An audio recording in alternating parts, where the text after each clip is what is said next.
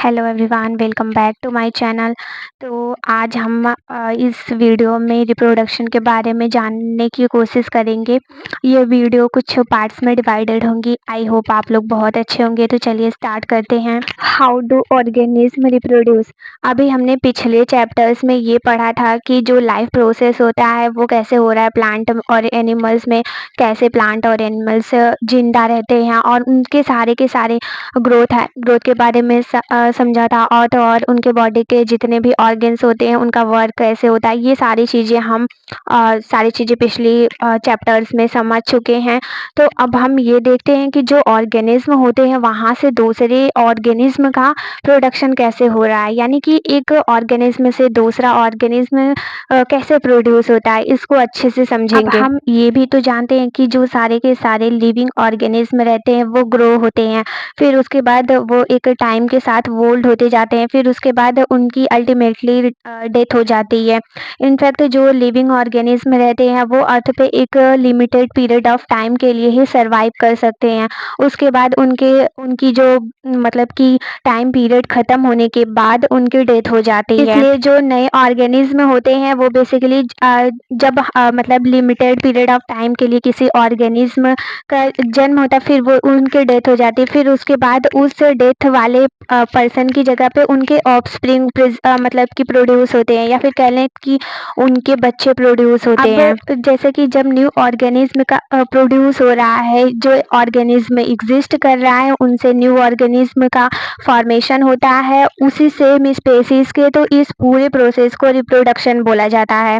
The production of new organism from the existing organism of the same species known as reproduction. इसे हम बहुत ही ज़्यादा simple word में कह सकते हैं कि जो रिप्रोडक्शन होता है वो एक न्यू ऑर्गेनिज्म का या फिर न्यू लिविंग थिंग्स का क्रिएशन होता है, यानी कि जो उनकी एग्जिस्टिंग ऑर्गेनिज्म एग्जिस्ट कर रही है उनसे न्यू बॉर्न कोई प्रोडक्ट प्रोड्यूस हो रहा है तो उसे रिप्रोडक्शन बोलते हैं। जो लिविंग ऑर्गेनिज्म होते हैं उनकी सबसे ज़्यादा जो मोस्ट इम्पॉर्टेंट कैरेक्टरिस्टिक्स होती है कि वो उनके पास ये एबिलिटी होती है कि वो रिप्रोड्यूस कर सकते हैं अपने से ज़्यादा मेंबर्स को, यानी कि वो जिस स्पेसीज के हैं वहाँ से वो 2 या 3 मेंबर्स को रिप्रोड्यूस कर सकते हैं, उनके पास ये एबिलिटी होती है। जो रिप्रोडक्शन होता है वो एसेंशियल होता है हमारी जो स्पेसीज एग्जिस्ट कर रही है उसके सर्वाइवल के लिए अर्थ पे, ताकि वो सर्वाइव करे उसके लिए काफ़ी ज़्यादा एसेंशियल होता है। क्योंकि अगर रिप्रोडक्शन होगा नहीं तो जो स्पेसीज एग्जिस्ट कर रही है वो तो खत्म हो जाएगी और उनका कोई न्यू स्पेसीज तो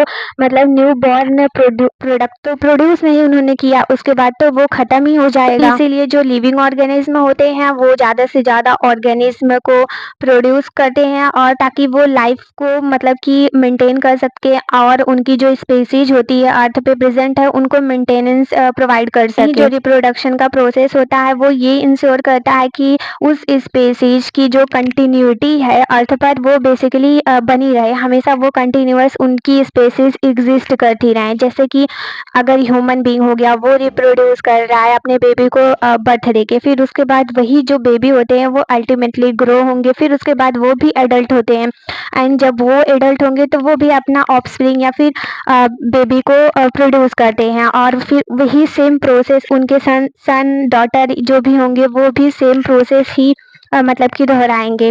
तो ऐसे जो स्पेसीज होती है वो एग्जिस्ट करती है हमारे अर्थ में। अब हमने रिप्रोडक्शन जान लिया, अब उसके बाद जो रिप्रोडक्शन के टाइप होते हैं उनके बारे में थोड़ा सा जानते हैं।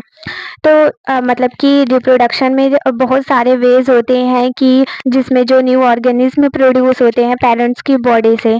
कुछ ऑर्गेनिज्म जैसे कि अमीबा हो गया वो स्प्लिट हो जाता है, यानी उनका जो बॉडी पार्ट होता है वो 2 पार्ट्स में स्प्लिट हो जाता है और उसके बाद वो अमीबे का मतलब उनकी डॉटर सेल्स का फॉर्मेशन करते हैं।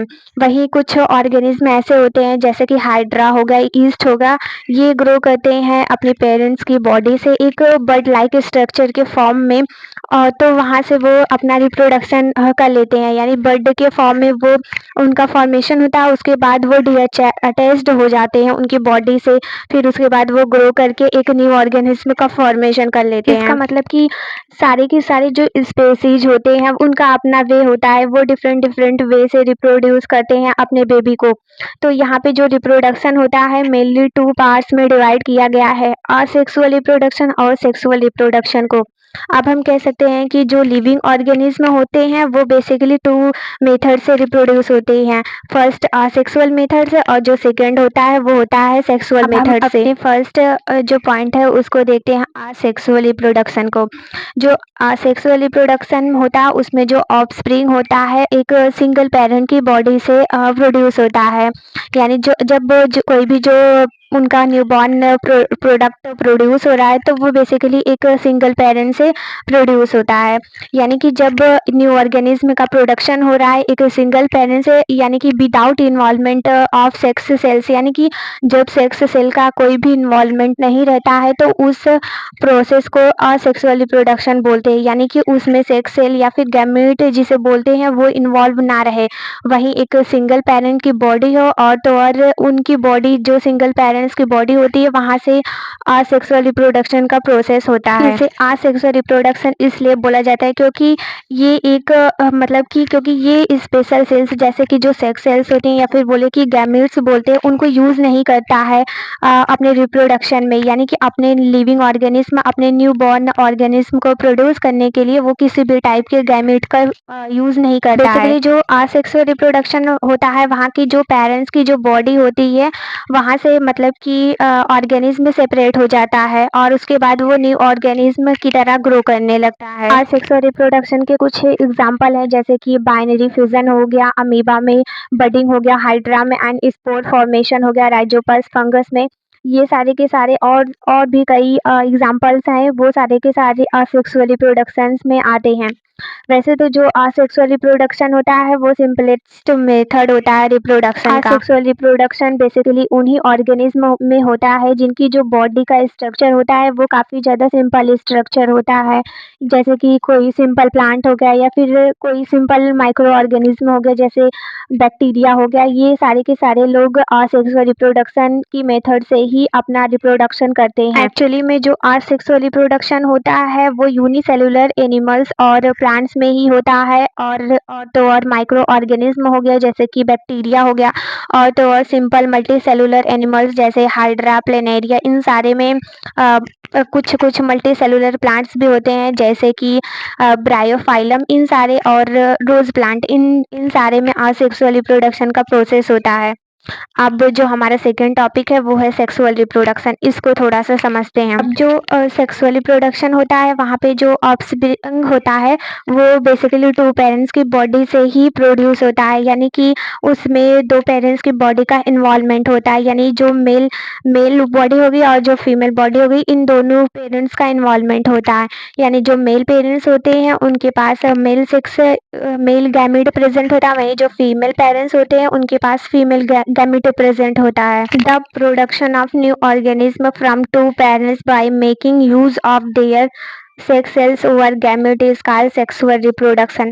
बेसिकली जो सेक्सुअल रिप्रोडक्शन होता है उसमें 2 पेरेंट्स का इन्वॉल्वमेंट होता है और तो और उनके वो यूज करते हैं उस ऑर्गेनिज्म का फॉर्मेशन के लिए अपने बॉडी में प्रेजेंट गैमेट को। तो इन सारे प्रोसेस को जब ऑर्गेनिज्म में 2 पेरेंट्स का इन्वॉल्वमेंट होता है इन सारी चीज़ों को सेक्सुअल रिप्रोडक्शन बोला जाता है। बेसिकली जो सेक्सुअल रिप्रोडक्शन होता है वहाँ पे सेक्स सेल्स मतलब कि एक पेरेंट्स की दूसरे के साथ फ्यूज करती हैं, फिर उसके बाद एक न्यू सेल्स का फॉर्मेशन होता है जिसे जाइगोट बोलते हैं। और यही जो जाइगोट होता है वो ग्रो करता है, उसके बाद डेवलप करता है एक न्यू ऑर्गेनिज्म के फॉर्म में। तो बेसिकली जो सेक्सुअल रिप्रोडक्शन होता है उसमें कंपलसरी होता है कि 2 पेरेंट्स का इन्वॉल्वमेंट एक नए ऑर्गेनिज्म को प्रोड्यूस करने के लिए। ये था सेक्सुअल रिप्रोडक्शन का टॉपिक। अब कुछ बेसिक डिफरेंस होते हैं असेक्सुअल रिप्रोडक्शन में और सेक्सुअल रिप्रोडक्शन में। जैसे कि जो वन पेरेंट्स होता है उनकी रिक्वायरमेंट होती है असेक्सुअल रिप्रोडक्शन में, वहीं 2 पेरेंट्स की नीडेड होती है सेक्सुअल रिप्रोडक्शन में। अनदर जो डिफरेंस होता है कि जो असेक्सुअल रहता है वहाँ पे किसी भी टाइप की सेक्स सेल या फिर गैमेट का इन्वॉल्वमेंट नहीं होता, वहीं जो सेक्सुअल रिप्रोडक्शन होता है वहाँ पे जो गैमेट होते हैं वो सेक्सुअल रिप्रोडक्शन में पार्टिसिपेट करते हैं।